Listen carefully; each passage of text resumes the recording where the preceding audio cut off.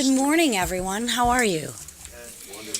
Can you feel the excitement in the air? I mean, I was actually walking around in the bitter cold, partially because I couldn't get an Uber, but people are smiling, right? They're in a good mood. It's quite refreshing. And I think they're doing that because they know it's a new day in America.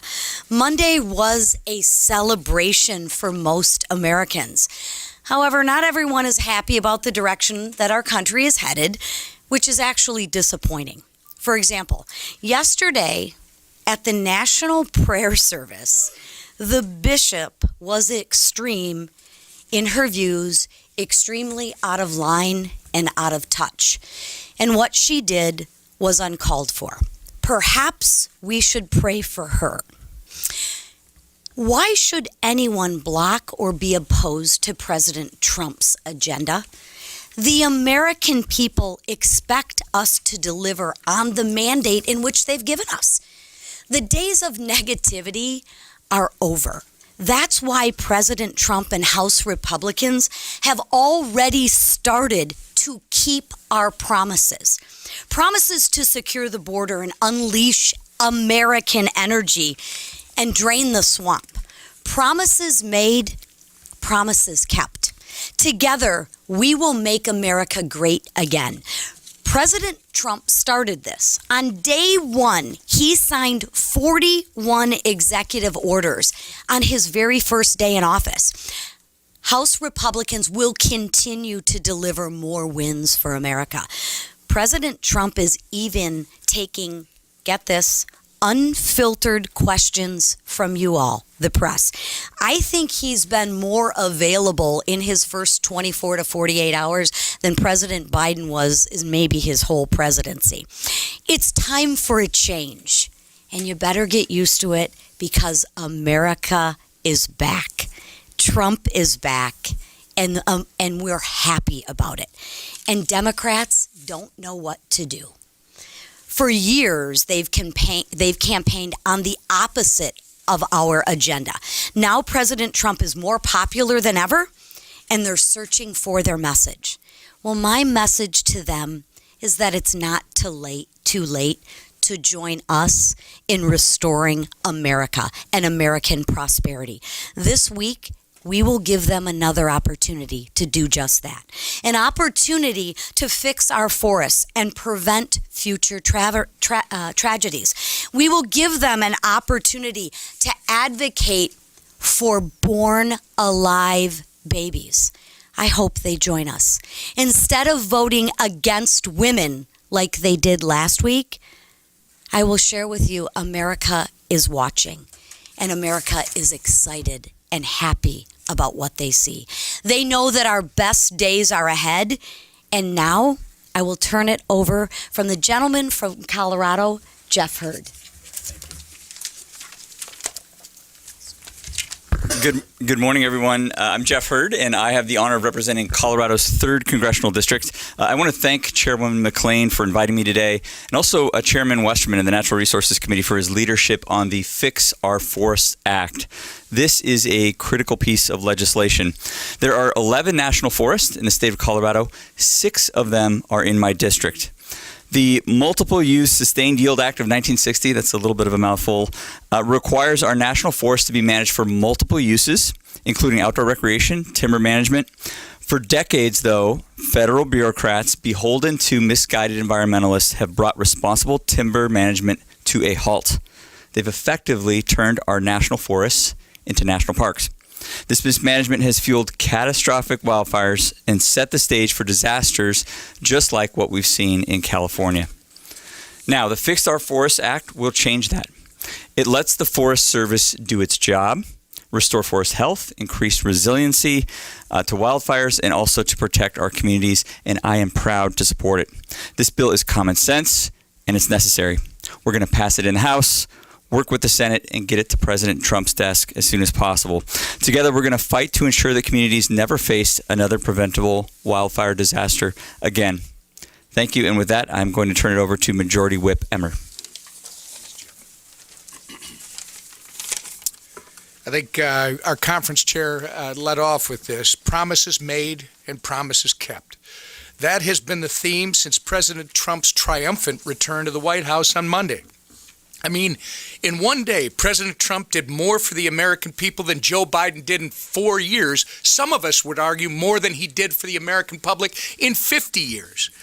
From shutting down the woke DEI bureaucracy that poisoned every aspect of the last administration, to ending the CBP One App scam that helped facilitate the worst border invasion our country has ever seen, to rolling back policies that crippled America's energy dominance and our national security in the process, and so much more.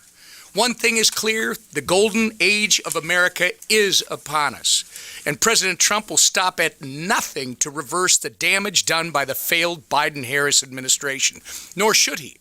It's exactly what he campaigned on, and 77 million Americans gave him an overwhelming mandate to put America first.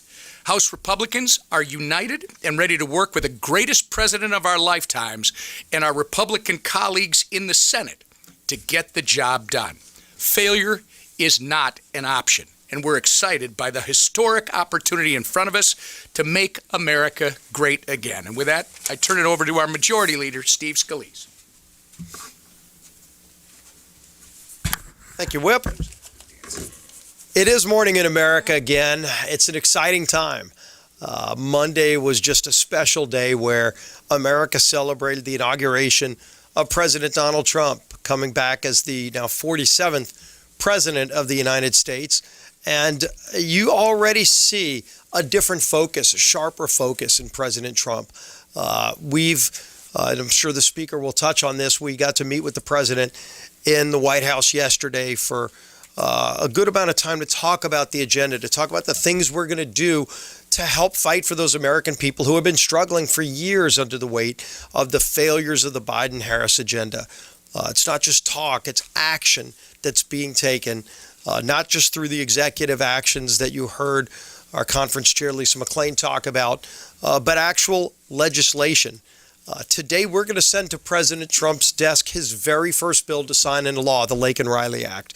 And I think it's significant that you look at the contrast between last Congress, where we passed the same bill, and Chuck Schumer made it clear that in a Democrat Senate, they had no desire to stand up for women who were assaulted by people here illegally. Joe Biden would not have signed that bill. But now with John Thune, you have the same House majority, but you now have a willing partner in the Senate that actually wants to confront real problems facing families so that you don't have more Lake and Rileys. You don't have more murders of innocent people because of an open border. President Trump's already taken action to start reversing that open border. We're working now in the budget reconciliation process to address those problems, to secure America's border, to produce more energy in America so you can lower costs for families when they go to the pump, when they pay their energy bill. And it's pretty darn cold. Even in Louisiana, we got 10 inches of snow yesterday in New Orleans. It's pretty surreal to see that there's more snow there than here in D.C. But there is a new sense of optimism. And I think you're going to see it from a lot of us.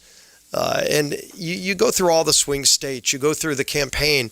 There were many specific things talked about.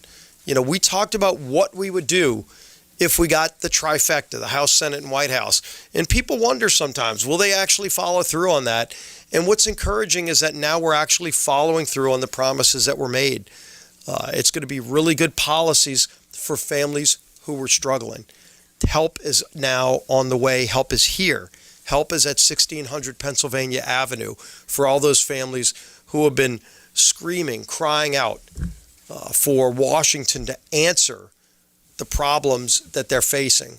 And that help is now going to start delivering results for those families. It's going to be a very exciting time. It's going to be a busy time for our Congress as we work through all of the bills that we're doing this week, next week, and the weeks beyond with budget reconciliation. But it's what we said we would do.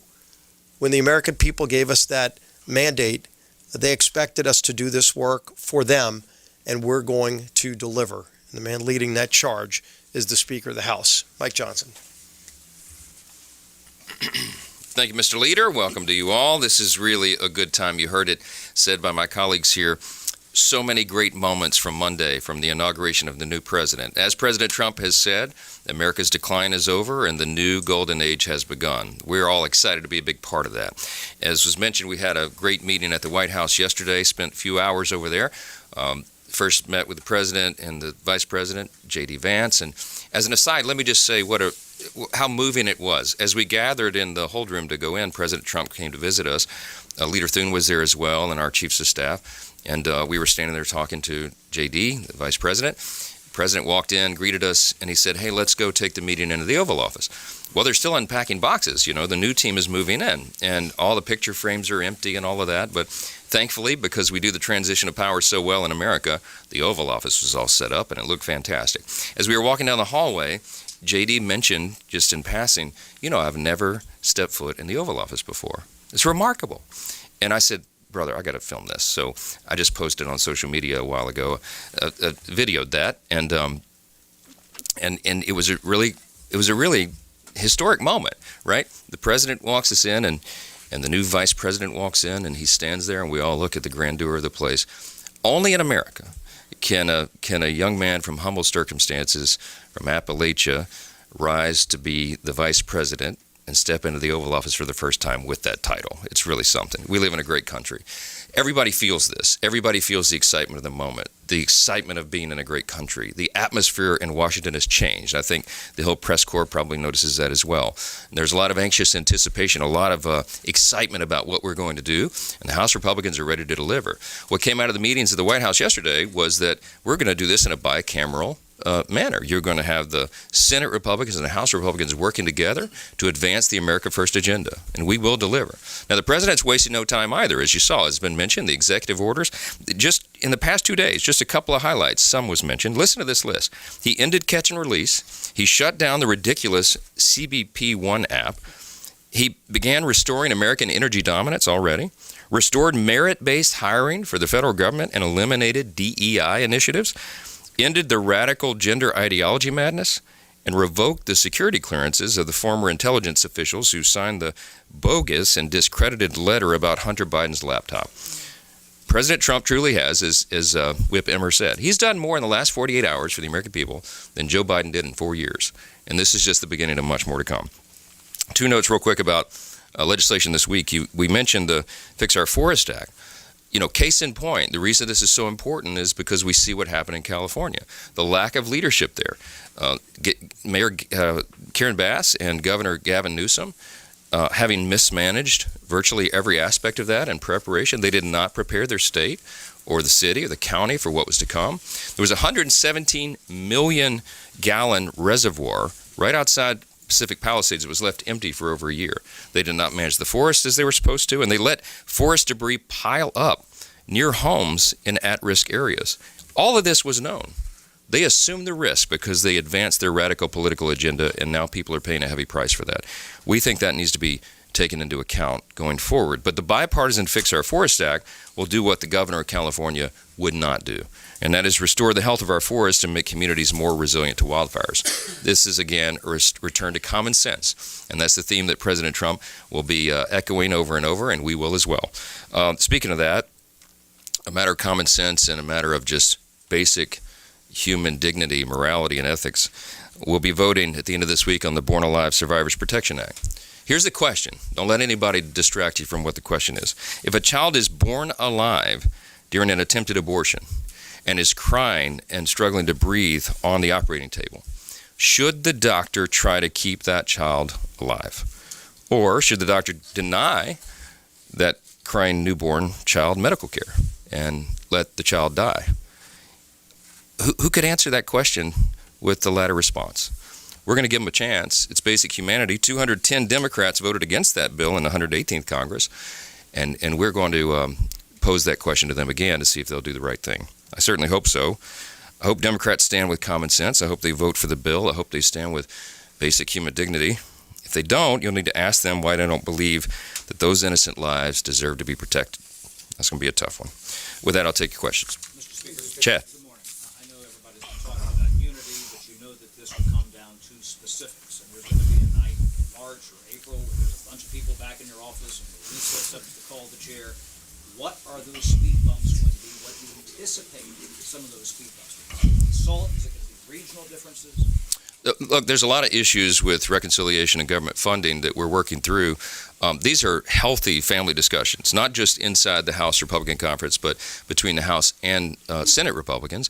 And that dialogue's going very well. The discussions are going very well. People have really deep principles here, and I do as well. We're deeply concerned. Our team is the fiscal responsibility team, and we are worried about the nation's national debt, the unprecedented levels. We're worried about running deficits every year, and we have an opportunity to address that and fix it. And reconciliation is the mechanism by which we can do it most efficiently and effectively. So, having gotten this sort of once-in-a-generation opportunity with unified government, there's a lot of anticipation about what will be in that bill, and there's a lot of discussion, healthy debate right now inside, to make it the best possible legislation that we can. So some of those issues you touched on are the things that we're having discussions with. Whip Emmer's having, I don't know, maybe the 20th listening session, work-through session in his office this afternoon. We just stood with all the House Republicans, encouraged every member to go and participate in these. I've hosted them. The leaders hosted them. We have conference chairs engaged, and we have leaders of the caucuses inside the conference. This is exactly how the Founding Fathers anticipated the process would work. They wanted legislators with good faith, citizen legislators, to come to Washington, D.C. and bring their principles and bring their preferences and come to the table and work it out amongst themselves. It is a healthy thing. We're excited about it, and it's going very, very well. So stay tuned for the details. They're coming. Manu, from Republicans have long said you guys back the blue. How do you justifiably say that when Trump just pardoned a bunch of violent January 6 rioters who attacked Capitol Police? And if those rioters come to the Capitol, will you welcome them back here? So look, everybody can describe this however they want. The president has the pardon and commutation authority. It's his decision, and I think what was made clear all along is that peaceful protests and people who engage in that should never be punished. There was a weaponization of the Justice Department. There was a weaponization of the events. The following, the prosecutions that happened after January 6th, it was a terrible time and a terrible chapter in America's history. The president's made his decision. I don't second guess those. And yes, it's kind of my ethos, my worldview. We believe in redemption. We believe in second chances. If you would argue that those people didn't pay a heavy penalty, having been incarcerated and all of that's up to you. But the president's made a decision. We move forward. There are better days ahead of us. That's what we're excited about. We're not looking backwards. We're looking forward. Just second. Mr. Speaker, among the many executive orders that President Trump has sent out were some that were total, blocking all foreign aid, for example, at least temporarily, and also blocking all refugees. At this moment, there are some Republicans who say perhaps those have gone too far. Refugees from Afghanistan, for example, now who were ready to travel have been told they can't travel. Do you think that President Trump should consider opening some doors, especially for different kinds of refugees and foreign aid?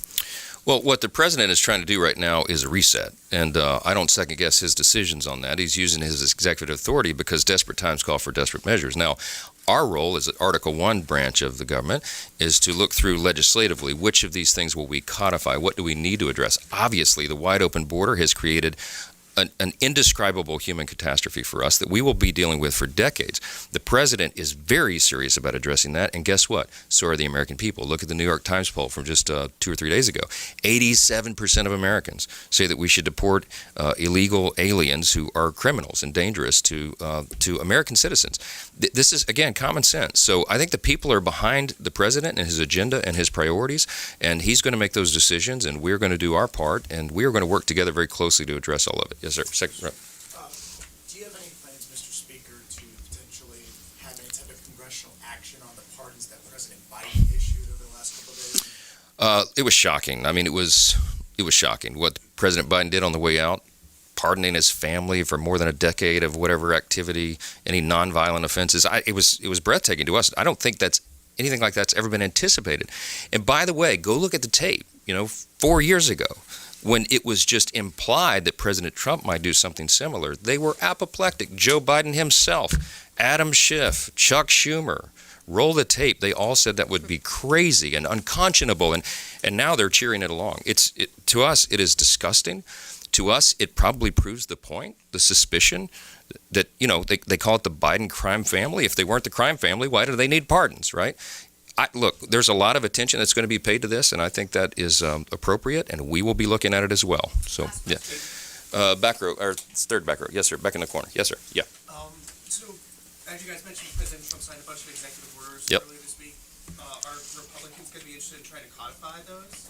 Yes, I mean you're going to see our legislative agenda roll out. We're laser focused right now on appropriations and the reconciliation process, but we've got 2 years here. We're going to have 4 years because we're going to grow the majority in the midterm election in 2026. So you'll see all of this. We are working very closely in close coordination with the White House because this is an America First agenda that takes both of those branches of government to work in tandem. And so what he's doing is kickstarting what will ultimately be our legislative agenda, and you're going to begin to see that. The Lake and Riley Act is a perfect example. The president will have that on his desk for signature, and that's the first of many bills that will be addressing all these great problems. So look for that. There'll be a lot of activity in the days ahead. Thank you all for being here.